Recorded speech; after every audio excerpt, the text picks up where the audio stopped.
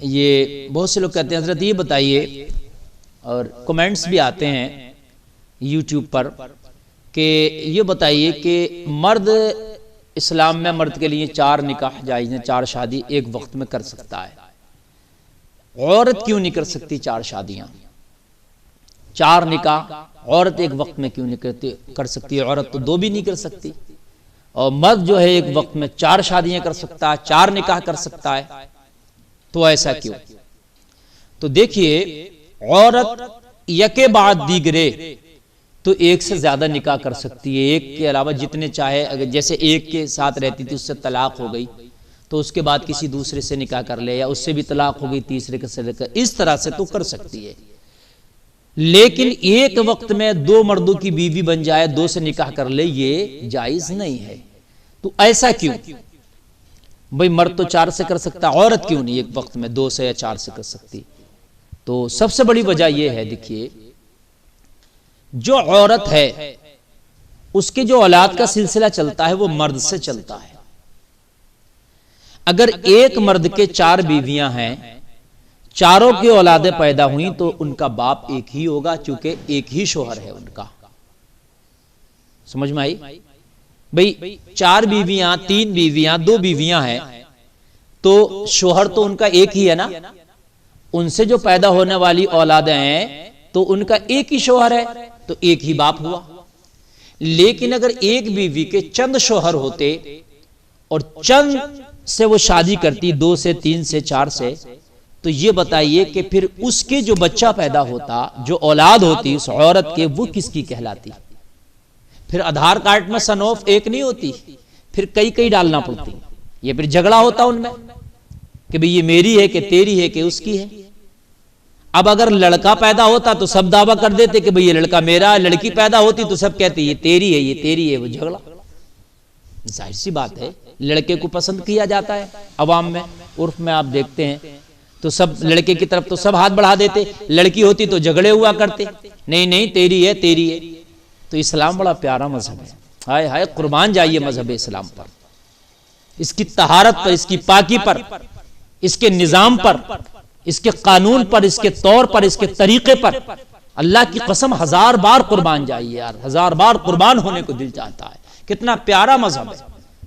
اب اگر 4 بیویاں ایک مرد کی ہیں اور چاروں کو لڑکا ہوا یا لڑکی ہوئے، وہ مرد ایکسیپٹ کرے گا، قبول کرے گا، مجبوری ہے، کیونکہ اسی کی ہیں، چاروں بیویاں اسی کی ہیں، تو وہ چاروں سے جو بھی اولاد پیدا ہوگی وہ اسی کی ہوگی۔ ابھی 4 شوہر ہوتے، ایک بیوی کی اولاد پیدا وکلانگ ہو گئی تو وہ چاروں میں سے کوئی قبول کرنے تیار نہیں ہوتا، نہیں میاں یہ ہماری نہیں ہے، یہ تو اس کی ہے، یہ تو اس کی ہے، جھگڑے، کورٹ کچہری ہو رہا ہوتا، مقدمے چل رہے ہوتے، اور اس عورت کی بھی زندگی تباہ ہو جاتی۔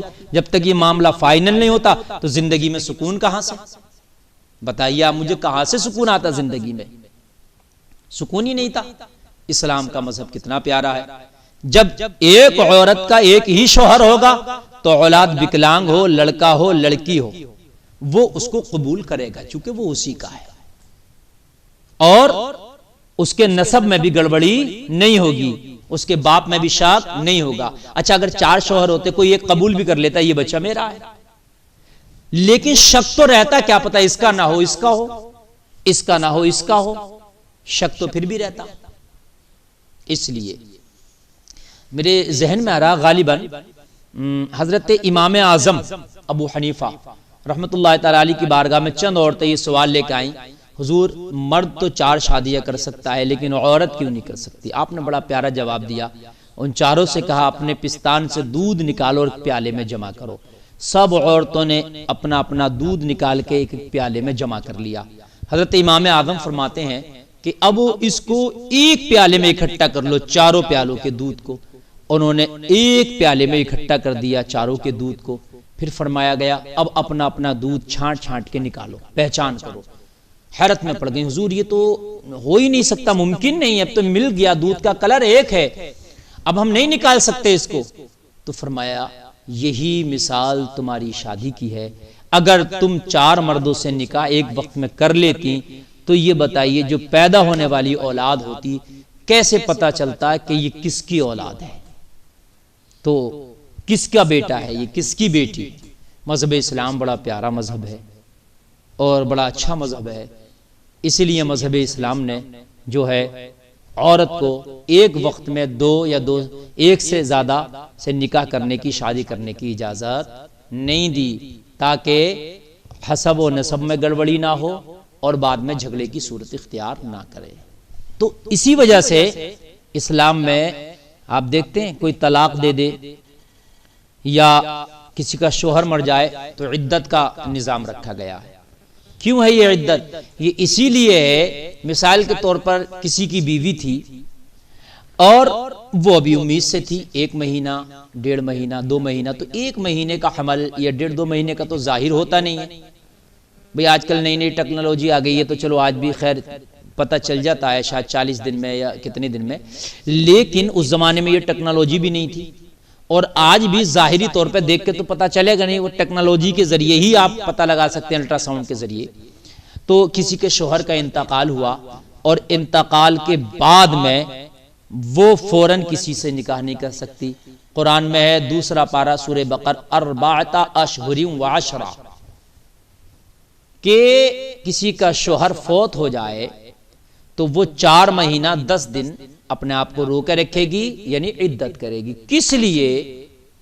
اسی لیے کہ اگر کوئی امید اس شوہر سے تھی، خوش امید سے تھی، حمل سے تھی، جس کا انتقال ہو گیا، اب وہ فوراً دوسرے سے شادی کر لے تو خلط ملط ہو جائے گا، چونکہ اس کے پیٹ میں 1 مہینہ 1.5 مہینہ 2 مہینے کا بچہ تھا، فوراً شادی کر لی تو اب کیا ہے؟ خلط ملط ہو جائے گا بھی، بچہ تو اس کا تھا جو انتقال کیا اور ملاقات اس سے بھی ہوئی ہے تو خلط ملط ہو جائے گا نسب میں۔ اس لیے اس کو 4 مہینے 10 دن رکے رہنے کا حکم ہے۔ 4 مہینے 10 دن میں کنفرم ہو جائے گا کہ یہ امید سے ہے کہ نہیں ہے۔ اگر امید سے ہے، پتہ چلا ان 4 مہینے 10 دن کے اندر پتہ چل گیا کہ وہ امید سے ہے، اگر 1 دن کی بھی امید سے تھی تو 4 مہینہ 10 دن جب گزارے گی وہ، بھئی 1 دن یا 2 دن کی امید تو الٹرا ساؤنڈ بھی نہیں بتا سکتا نا۔ 1 ہفتے کی کوئی امید سے ہو جائے، 1 ہفتے کا کسی کا عمل ہو تو کوئی نہیں بتا سکتا، الٹرا ساؤنڈ بھی نہیں بتا سکتا۔ لیکن ہاں جب وہ 1 ہفتے، ابھی شوہر کا انتقال ہوا، 1 ہفتے کی امید سے تھی وہ، لیکن جب 4 مہینہ 10 دن وہ عدت میں رہے گی تو بالکل ظاہر ہو جائے گی، اس کے جسم سے، اس کے پیٹ سے ظاہر ہو جائے گا کہ ہاں بھئی امید سے ہے۔